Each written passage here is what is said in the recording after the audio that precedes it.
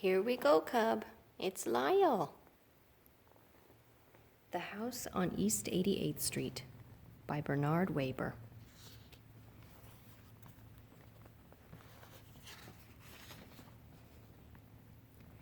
This is the house on East 88th Street.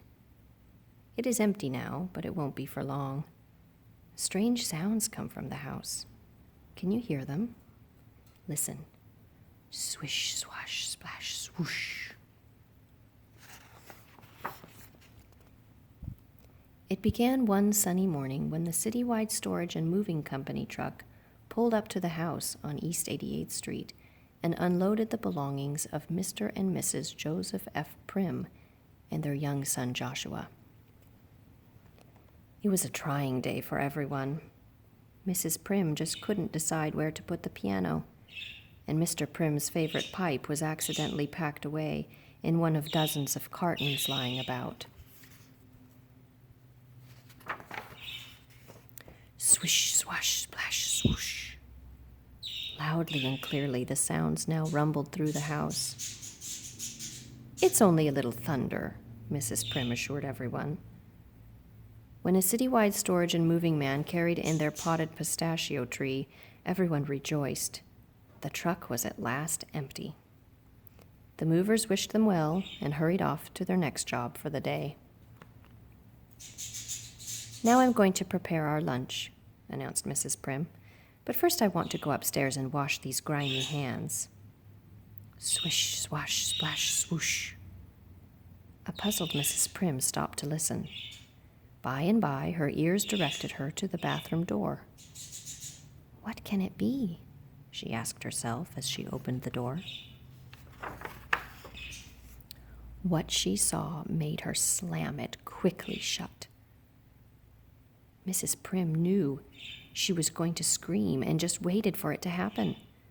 But she couldn't scream. She could scarcely even talk. The most Mrs. Primm was able to manage was the sharp, hoarse whisper of a voice which she used to call Mr. Primm. "Joseph," she said, "there's a crocodile in our bathtub." Mr. Primm looked into the bathroom.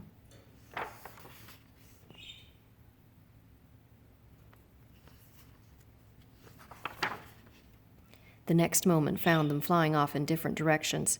"Help, help!" Mrs. Primm cried out as she struggled with the windows stuck with fresh paint. Operator, operator!" Mr. Primm shouted into the telephone, and then he remembered that it was not yet connected. Joshua, who had heard everything, raced to the front door, to be greeted there by an oddly dressed man who handed him a note. "This will explain everything about the crocodile," said the man, leaving quietly but swiftly. Mr. Primm read the note. "Please be kind to my crocodile. He is the most gentle of creatures and would not do harm to a flea. He must have tender, loving care, for he is an artist and can perform many good tricks. Perhaps he will perform some for you. I shall return. Cordially, Hector P. Valenti, star of stage and screen. P.S. He will only eat Turkish caviar. P.P.S. His name is Lyle." "Turkish caviar indeed," exclaimed Mrs. Primm. "Oh, to think this could happen on East 88th Street. Whatever will we do with him?" Suddenly, before anyone could think of a worthy answer, there was Lyle. And just as suddenly, he got hold of a ball that had been lying among Joshua's belongings and began to balance it on his nose and roll it down the notches of his spine. Now he was walking on his front feet and taking flying leaps. Now he was twirling Joshua's hoop, doing it so expertly that the Primms just had to clap their hands and laugh.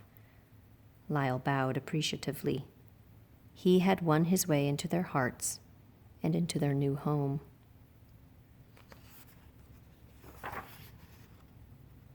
"Every home should have a crocodile," said Mrs. Primm one day. "Lyle is one of the family now. He loves helping out with chores. He won't allow anyone else to carry out old newspapers or take in the milk. He folds towels, feeds the bird, And when he sets the table, there is always a surprise. I only had to show him once how to make up a bed.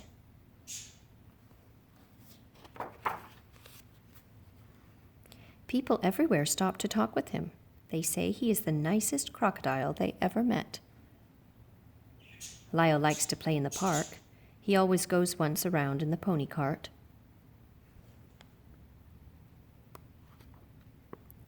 And now he has learned to eat something besides Turkish caviar. Lyle is a good sport. Everyone wants him to play on his side.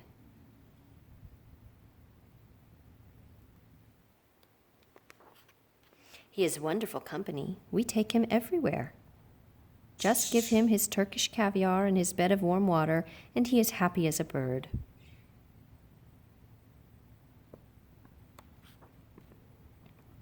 One day a brass band paraded past the house on East 88th Street. The Primm family rushed to the window to watch. They called for Lyle, but there was no answer.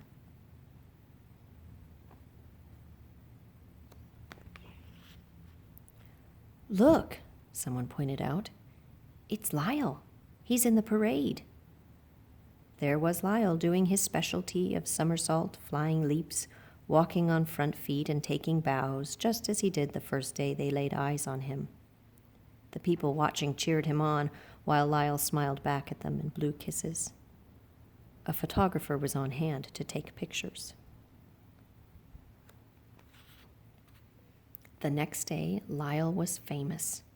The telephone rang continually, and bundles of mail were dropped by the door. One letter was from someone Lyle knew particularly well. Mr. Primm read it. "Just a few words to say I shall return. Cordially, Hector P. Valenti, star of stage and screen. P.S. Very soon. P.P.S. To fetch my crocodile." Several days later, Mrs. Primm and Lyle were in the kitchen shelling peas when they heard a knocking at the door. It was Hector P. Valenti, star of stage and screen. "I have come for Lyle," he announced Signor Valenti. "You can't have Lyle," cried Mrs. Primm. "He is very happy living here, and we love him dearly." "Lyle must be returned to me," insisted Signor Valenti. "Was it not I who raised him from young crocodilehood? Was it not I who taught him his bag of tricks? We have appeared together on stages the world over." "But why then did you leave him alone in a strange house?" asked Mrs. Primm. "Because," answered Signor Valenti, "I could no longer afford to pay for his Turkish caviar. But now Lyle is famous, and we shall be very rich." Mrs. Primm was saddened, but she knew Lyle properly belonged to Signor Valenti, and she had to let him go. It was a tearful parting for everyone.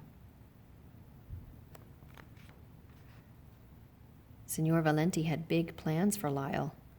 They were to travel far and wide, stay in many hotels, where sometimes the tubs were too big and other times too small or too crowded. Signor Valenti did what he could to coax a smile from Lyle. He tried making funny faces at him. He stood on his head. He tickled his toes and told him uproarious stories that in happier days would have had Lyle doubled over with laughter. But Lyle could not laugh. Nor could he make people laugh. He made them cry instead. One night in Paris, he made an entire audience cry. The theater manager was furious and ordered them off his stage. Meanwhile, at the house on East 88th Street, Mrs. Primm went about her work without her usual bright smile. And deep sighs could be heard coming from behind the newspaper Mr. Primm was reading. Every morning, Joshua anxiously awaited the arrival of the mailman in hope of receiving word from Lyle. One morning, a letter did come. He knew the handwriting very well. "Just a few words to say we shall return. Cordially, Hector P. Valenti, former star of stage and screen. P.S. I am sick of crocodiles. P.P.S. And the tears of crocodiles. Not too many days after, the Primms were delighted to find Hector P. Valenti and Lyle at their door. "Here, take him back," said Signor Valenti. "He is no good. He will never make anyone laugh again." But Signor Valenti was very much mistaken. Everyone laughed, and laughed, and laughed. And in the end, so did Signor Valenti. So now if you should happen to be walking past the house on East 88th Street, and if you should happen to hear sounds that go swish, swash, splash, swoosh, don't be surprised. It's only Lyle the crocodile.